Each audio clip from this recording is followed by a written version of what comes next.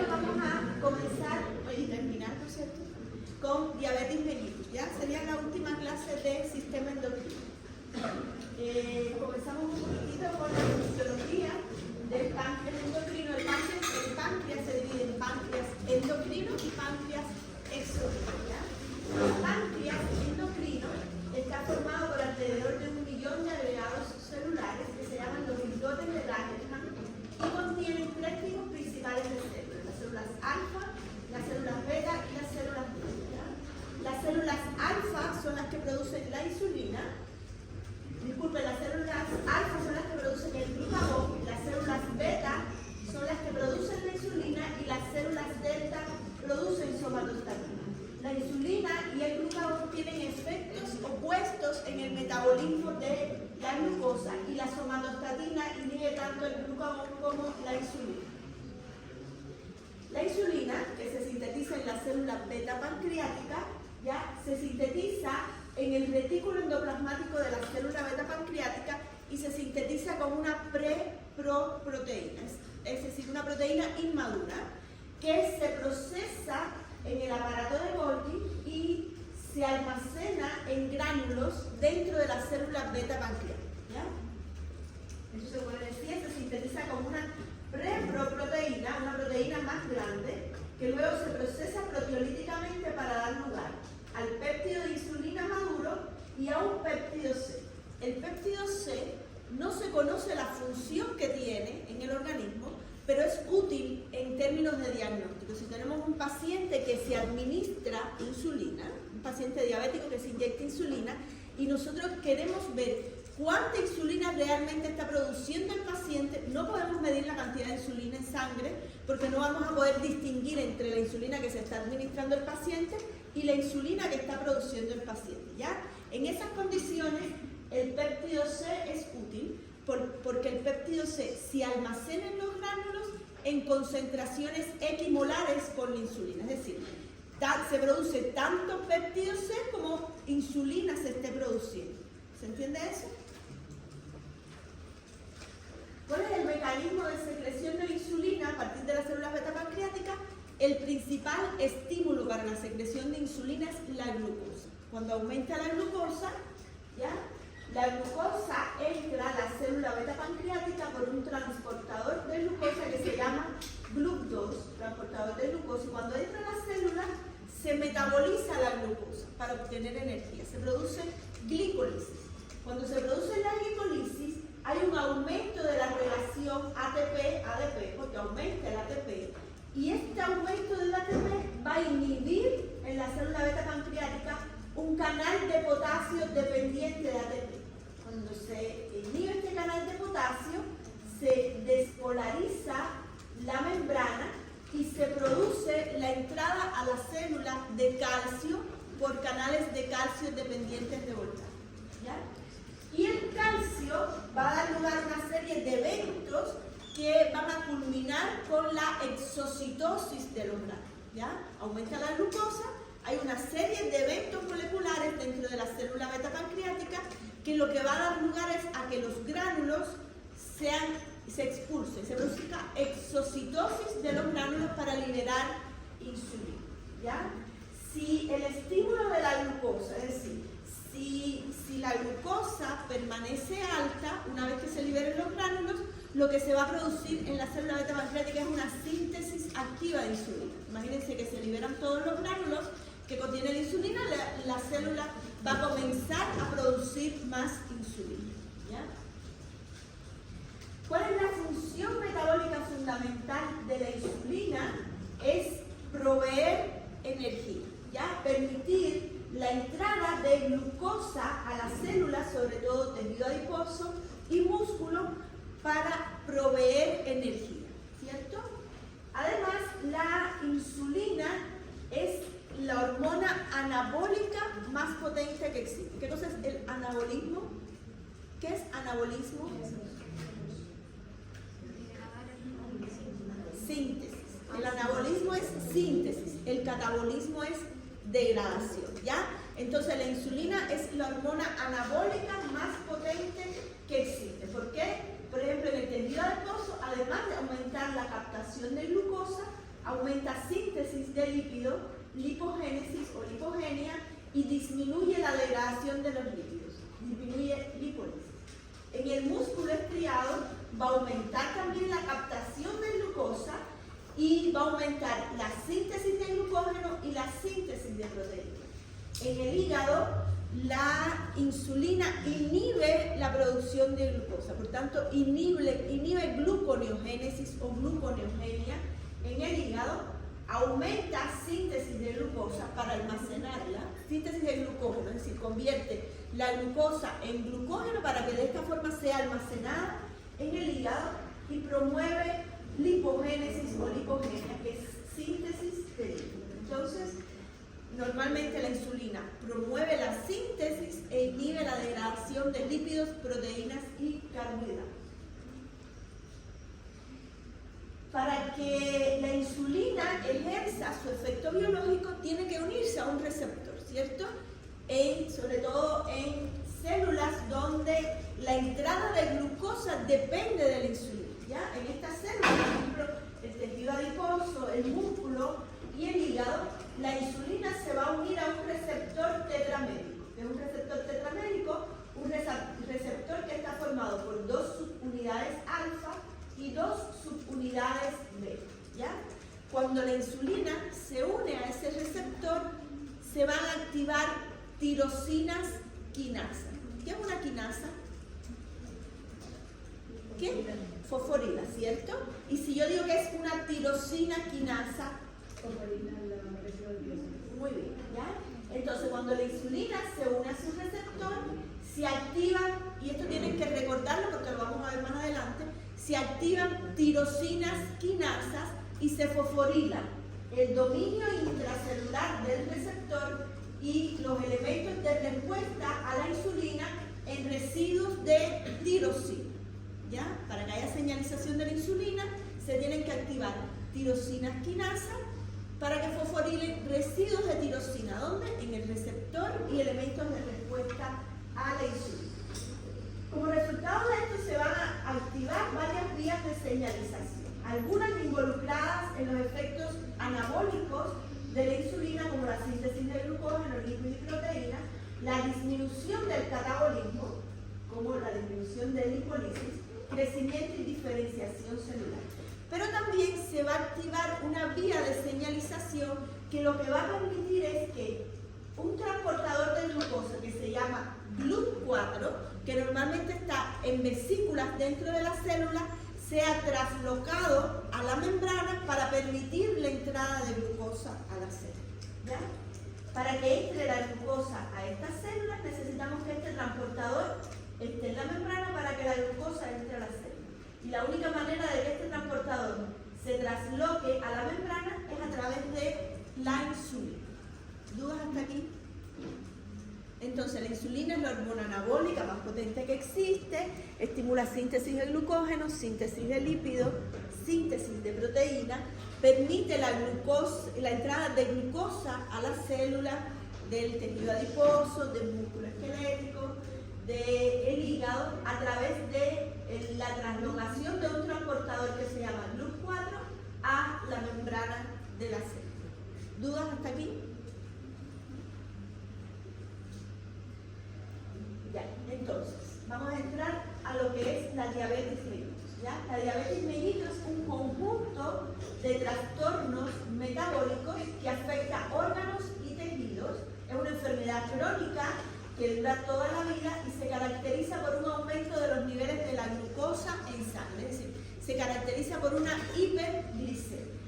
Y además produce una alteración en el metabolismo de lípidos, carbohidratos y proteínas. Si se altera la insulina, se altera el metabolismo de los lípidos, carbohidratos y proteínas. Y además, la diabetes supone un mayor riesgo de complicaciones por vasculopatía.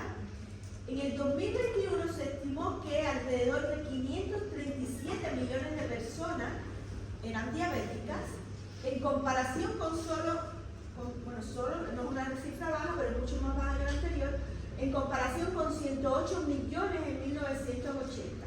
Y se espera que esta cifra pueda aumentar a 786 millones de personas con diabetes en el mundo para el año 2045. Es decir, aproximadamente 1 de cada 10 adultos presenta diabetes. Por tanto, es una enfermedad altamente prevalente y que tiene serias complicaciones para la salud. Hay muchos tipos de diabetes, ¿ya? Pero los más prevalentes, los que más ocurren en la población son la diabetes tipo 1, que es una destrucción de la célula beta pancreática, generalmente asociado a una destrucción autoinmunitaria de la célula beta pancreática, y la diabetes tipo 2, que su patogenia es una combinación de resistencia a la insulina y disfunción de la célula beta pancreática, ¿ya? Hay otros tipos de diabetes que se deben a enfermedades genéticas, defectos genéticos que afectan la función de la célula beta, defectos genéticos que afectan la acción de la insulina, defectos pancreáticos exocrinos, algunas endocrinopatías, acromegalia, síndrome de Cushing, hipertiroidismo. ¿Recuerdan por qué específicamente la acromegalia y el síndrome de Cushing podría generar diabetes? ¿Cómo? En la acromegalia, por ejemplo, ¿cuál es la hormona que está aumentada? La GH. Y la GH es una hormona hiperglicemiante. En el síndrome de Cushing, ¿cuál es la hormona que está aumentada? Que lo vimos en la clase pasada. El cortisol. Y el cortisol es hiperglicemiante, ¿ya? Hay infecciones por determinados virus que pueden generar diabetes. Hay fármacos, los glucocorticoides, por ejemplo, hormonas tiroideas, que pueden generar diabetes. Y hay otros síndromes genéticos, como el síndrome de Down, síndrome de Klinefelter, síndrome de Turner, síndrome de Prader-Willi, que también pueden producir diabetes. Y por último tenemos la diabetes gestacional, que es aquella diabetes que se produce durante el embarazo, ¿ya? Nosotros nos vamos a centrar en estos dos tipos de diabetes, diabetes tipo 1 y diabetes tipo 2. ¿Por qué? Porque son los casos más prevalentes dentro de la población. La diabetes tipo 1 tiene una prevalencia de alrededor del 5 al 10% de todos los casos de diabetes, ¿ya? Es el subtipo más frecuente, generalmente se presenta o se inicia en la infancia o la adolescencia, y en este caso hay un déficit absoluto de insulina. Quiere decir que este paciente es incapaz de producir insulina. ¿Por qué? Porque se destruye la célula beta pancreática, ¿ya? Respecto a la diabetes tipo 1, la mayoría de los casos se produce por una destrucción autoinmune de la célula beta, pero hay una diabetes tipo 1 idiopática. ¿Qué quiere decir idiopática? Que no se conoce la causa. Efectivamente hay una destrucción de la célula beta pancreática, pero no se conoce la causa. En el caso de la diabetes tipo 2 es el tipo más prevalente. Alrededor del 90 al 95% de los pacientes diabéticos tienen diabetes tipo 2. Y además el principal factor predisponente para la diabetes tipo 2 es el sobrepeso y la obesidad, ¿ya? En este caso, lo que se produce, y vamos a ver después en detalle, es una combinación de resistencia a la insulina y disfunción de la célula beta. ¿Qué es la resistencia a la insulina? Es una respuesta inadecuada de los tejidos a la insulina. Es decir, el paciente es capaz de producir insulina, pero la insulina no produce el efecto esperado, no funciona de la manera adecuada. Por eso se dice que en la diabetes tipo 2 hay un déficit relativo de insulina, es decir, que el paciente es capaz de producir insulina, ¿ya? Ambos tipos de diabetes tipo 1 y diabetes tipo 2, tienen mecanismos fisiopatológicos totalmente diferentes. Sin embargo, los efectos a largo plazo de ambos tipos de diabetes son los mismos: neuropatía, nefropatía, retinopatía, complicaciones por aterosclerosis, mayor prevalencia de infarto agudo del miocardio, mayor prevalencia de infarto cerebral, ¿ya? Y todas estas complicaciones a largo plazo, su causa principal es la hiperglicemia, es decir, un mal control de la glicemia, un mal manejo de la glicemia por parte de los pacientes. aquí? ¿No? Entonces veamos la diabetes tipo 1, como les decía, es una enfermedad autoinmune, donde hay una destrucción de las células beta pancreáticas, fundamentalmente por linfocitos T citotóxicos y linfocitos TH1. ¿Ya? ¿Qué tipo de hipersensibilidad es esta que pudiera mediar la diabetes tipo 1? ¿Lo recuerdan? 4. Hipersensibilidad de tipo 4. ¿Ya? La diabetes tipo 1 comienza con frecuencia en la infancia, se manifiesta en la pubertad y avanza con la edad. Recuerden que ninguno de estos dos tipos de diabetes tiene cura, son enfermedades crónicas. Una vez que se inicia, ya es una enfermedad de por vida.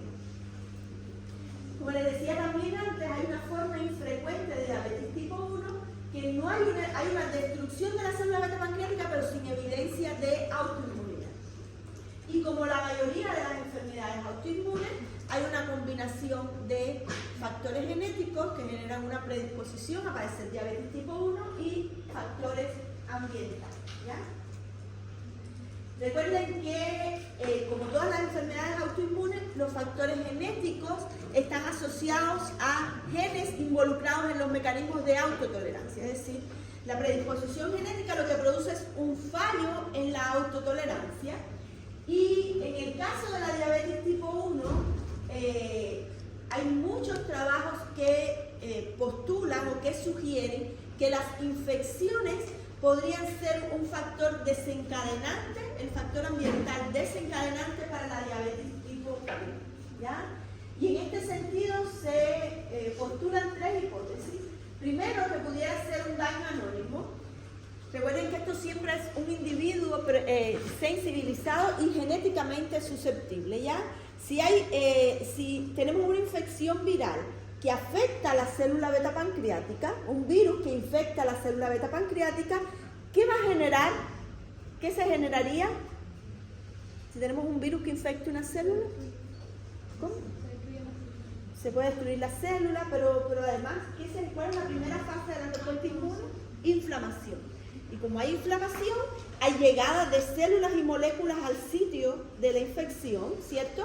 Y con todas esas células que llegan, recuerden que son individuos genéticamente susceptibles, quiere decir que posiblemente tengan linfocitos autorreactivos contra la célula beta pancreática.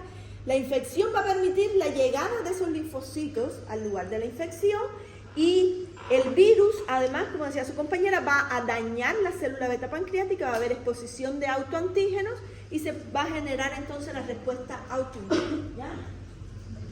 Hay otro mecanismo que también lo vemos en la autoinmunidad, que es similitud o mimetismo molecular, que puede ser que un virus tenga similitud de secuencia con proteínas que están en la célula beta pancreática. La respuesta inmune que se genere contra el virus también va a generar una destrucción de la célula beta pancreática. Y por último tenemos el mecanismo que se conoce como déjà vu. ¿Ya? En el mecanismo de déjà vu hay un virus predisponente y un virus precipitante. No sé, en etapas tempranas de la vida puede ser que el niño se infecte con un virus en la célula beta pancreática y este virus permanece latente en la célula beta pancreática, ¿cierto? Al cabo de los años aparece otro virus con similitud de secuencia a ese virus que está de manera latente en la célula beta pancreática. Por tanto, la respuesta inmune que se genera contra ese virus precipitante, que es el segundo virus, también va a dañar a la célula beta pancreática que tiene en su interior el virus predisponente. ¿Ya? Pero lo más importante que sepan es que la diabetes tipo 1 se da por una combinación de factores genéticos que afectan los mecanismos de autotolerancia y factores ambientales, entre ellos las infecciones, pero puede haber deficiencia de vitamina D, ¿ya? Puede ser estrés o puede ser ciertas toxinas ambientales. Hay muchas enfermedades autoinmunes que están asociadas a la deficiencia de vitamina D. ¿Dudas? El segundo tipo de diabetes que vamos a ver es la diabetes tipo 2. ¿Ya? La diabetes tipo 2 es una enfermedad multifactorial prototípica. ¿Ya? Quiere decir que en la diabetes tipo 2, si bien es cierto hay una predisposición genética, generalmente no es un polimorfismo, no es un gen que tenga alguna variante que predispone a la diabetes, sino que son múltiples de genes, múltiples polimorfismos genéticos que contribuyen a la aparición de la enfermedad, ¿ya? Pero hay un factor que es súper predisponente para la diabetes tipo 2 y es la obesidad, ¿ya? Hay implicados, como les decía, factores genéticos que son polimorfismos de genes que pueden afectar la función de la célula beta o la secreción de insulina, y no hay ningún mecanismo autoinmune involucrado. Es decir, la patogenia de la diabetes tipo 2 es totalmente diferente a la diabetes tipo 1. De hecho, si bien es cierto que la obesidad es el principal factor predisponente para la diabetes tipo 2, en el caso de la tipo 1 no tiene nada que ver con la obesidad, ¿ya? Que si bien es cierto, a veces pensamos, y tiene lógica, que los niños no pueden comer mucho azúcar, no deben comer mucho dulce, no deben tener sobrepeso, pero eso es importante, pero eso no les va a evitar la diabetes tipo 1. Posiblemente sí la 2, pero no la 1, ¿ya? Entonces, la patogenia de la diabetes tipo 2, como les decía, son polimorfismos genéticos que predisponen a la persona a padecer diabetes tipo 2, y sobre todo estos polimorfismos genéticos están asociados a la función de la célula beta y a la secreción de insulina. El principal factor predisponente es la obesidad, y la obesidad produce resistencia a la insulina. La resistencia a la insulina es una respuesta inadecuada de los tejidos a la insulina, ¿ya? Si hay resistencia a la insulina, va a disminuir la captación de glucosa por el músculo. Recuerden que la insulina permite la entrada a las células del músculo estriado, al hígado y al tejido adiposo de glucosa, ¿ya? Por tanto, hay resistencia a la insulina, va a disminuir la captación de glucosa, va a disminuir la glicolisis y se pierde la capacidad para suprimir la gluconeogénesis. Recuerden que la insulina inhibe la gluconeogénesis hepática, inhibe la síntesis de glucosa en el hígado. Si la insulina no funciona de manera adecuada, esta vía no va a estar inhibida y el hígado va a estar además produciendo glucosa. Una vez que hay la resistencia a la insulina, que la vamos a ver ahora con más detalle, es una condición que es reversible. Es decir, una persona puede tener resistencia a la insulina sin llegar a ser diabético, ¿ya? ¿Cuándo se produce la diabetes? Cuando hay disfunción de la célula beta. Imagínense una persona con resistencia a la insulina, sus tejidos no responden de manera adecuada a la insulina, ¿cierto? Y entonces en presencia de glucosa, esa persona tiene que producir más insulina para mantener la glicemia normal. La cantidad de insulina que produce una persona normal para mantener la glicemia no va a ser suficiente en esta persona que tiene resistencia a la insulina. Pero a medida que esto se hace más crónico, esa persona va a necesitar cantidades mucho más altas de insulina para lograr bajar la glicemia. Y va a llegar un momento en que la célula beta pancreática no es capaz de producir toda la insulina que requiere el paciente para bajar la glicemia, y ahí se va a producir la disfunción de la célula beta y la diabetes. Entonces, como les decía, la resistencia a la insulina es una respuesta inadecuada de los tejidos a la insulina y está relacionado con la obesidad y el sobrepeso. ¿Por qué? Porque la obesidad es un estado inflamatorio de baja intensidad, pero crónico, ¿cierto? Tenemos una respuesta inflamatoria crónica en estados de obesidad, y cuando hay una respuesta inflamatoria, ¿qué se secretan? Citoquinas proinflamatorias, ¿ya? Vamos a dejarlo ahí ahora. Además, el tejido adiposo secreta adiposinas. Son citocinas secretadas por el tejido adiposo, y hay algunas de estas adiposinas que son prohiperglicemiantes, que aumentan la glicemia, y hay otras que son antihiperglicemiantes, que disminuyen la glicemia. Una de las más importantes antihiperglicemiantes es la adiponectina.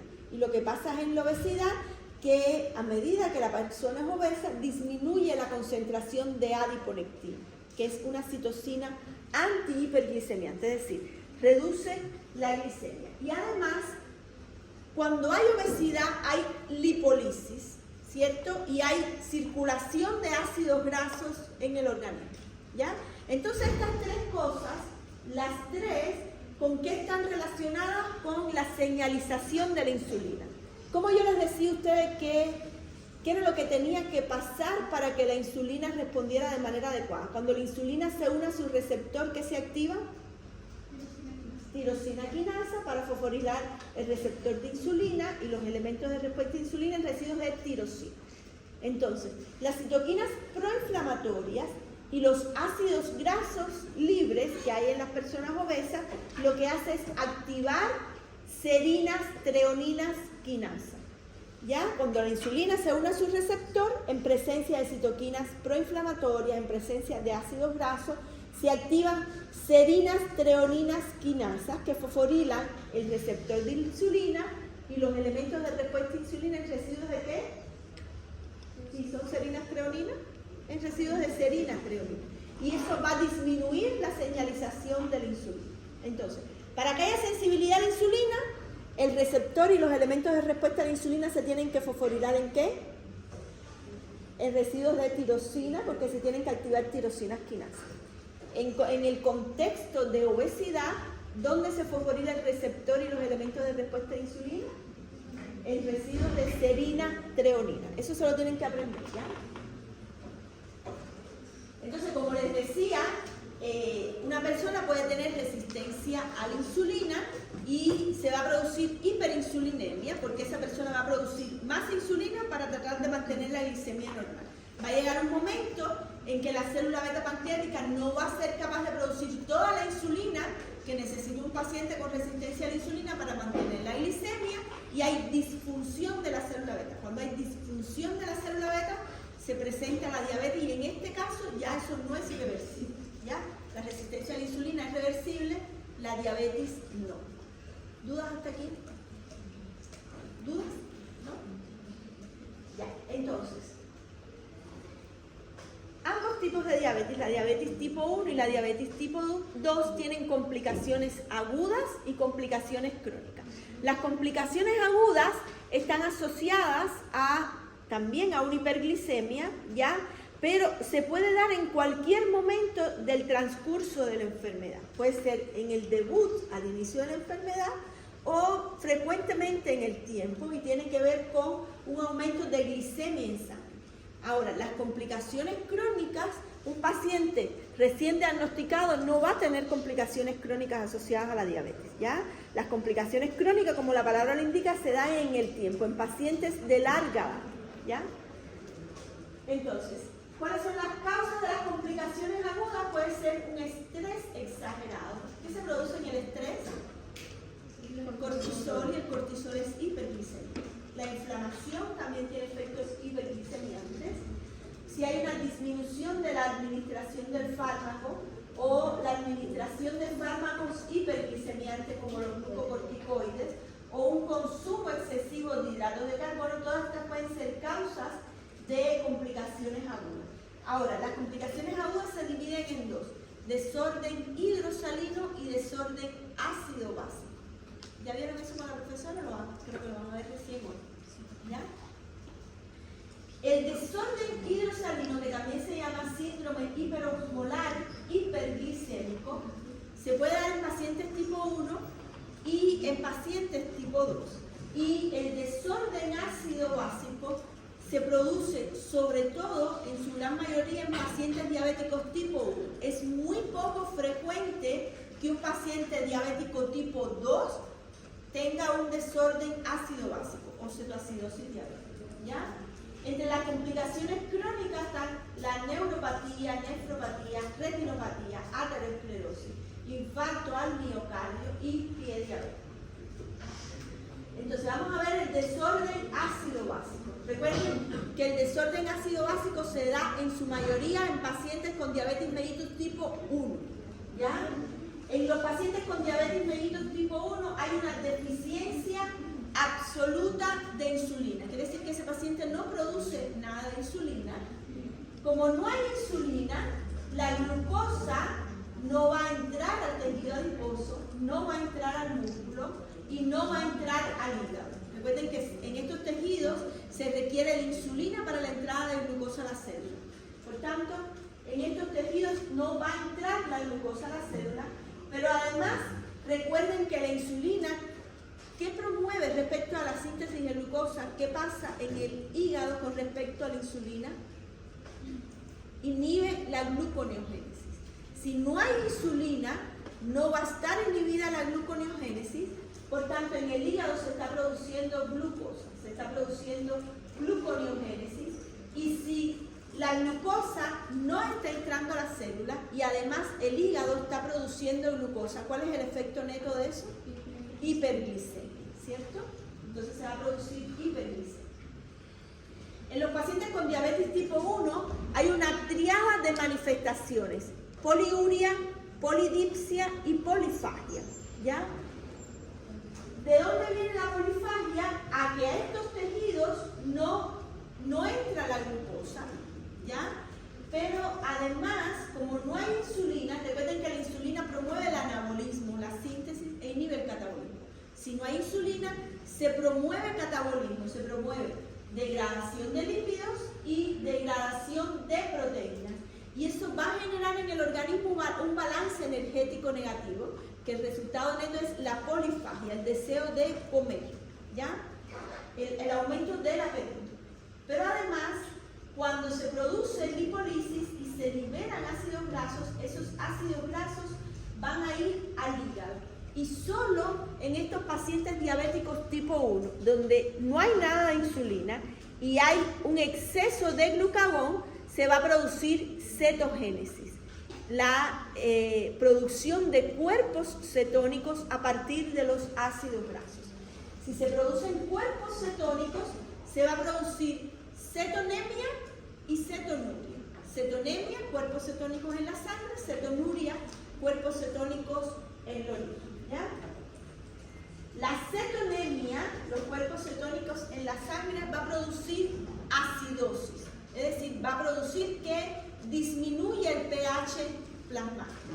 Y como mecanismo compensador, se va a consumir el bicarbonato plasmático, por tanto el bicarbonato también va a disminuir, ¿ya? Por este lado, como se produce hiperglicemia porque se está sintetizando en el hígado y además no está entrando a los tejidos, como hay mucha concentración de glucosa en sangre, se va a sobrepasar la capacidad del riñón de reabsorber esa glucosa, ¿ya? Por tanto, la glucosa se va a ir en la orina produciendo glucosuria, y con la glucosa se va a perder agua y electrolitos, ¿ya?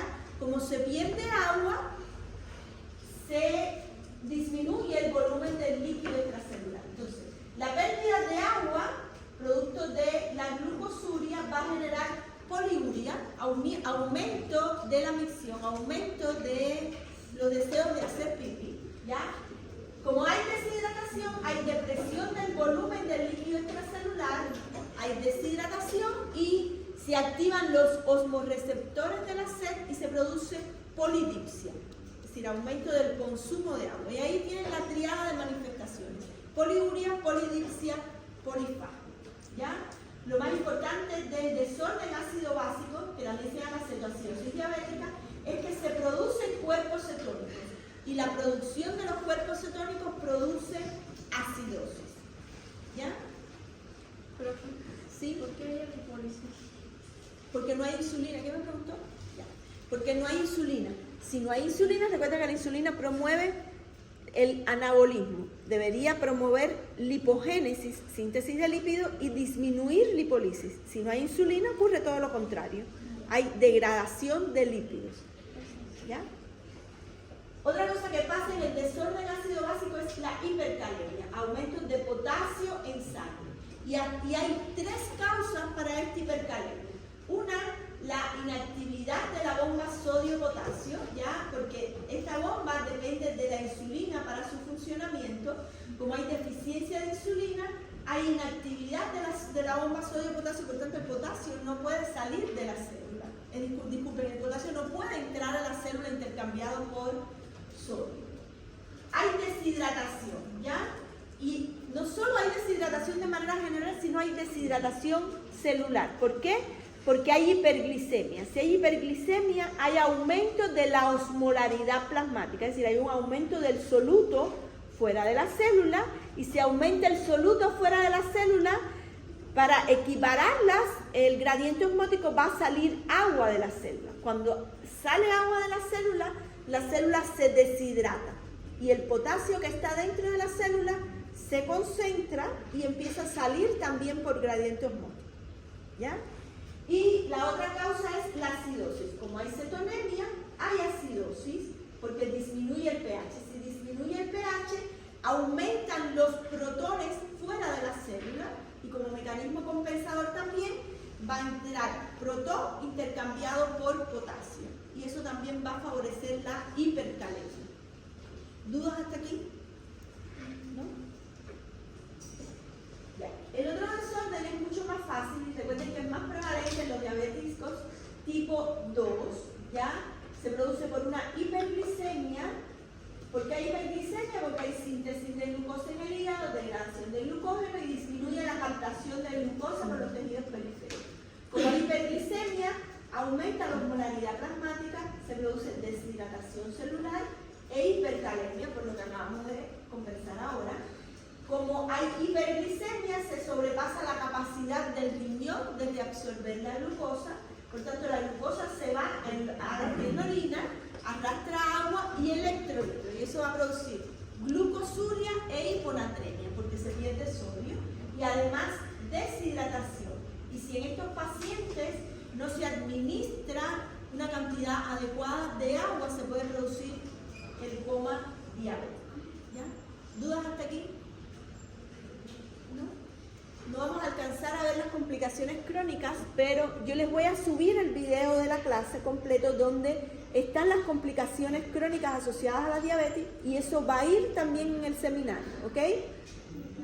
¿Dudas? ¿No? Pues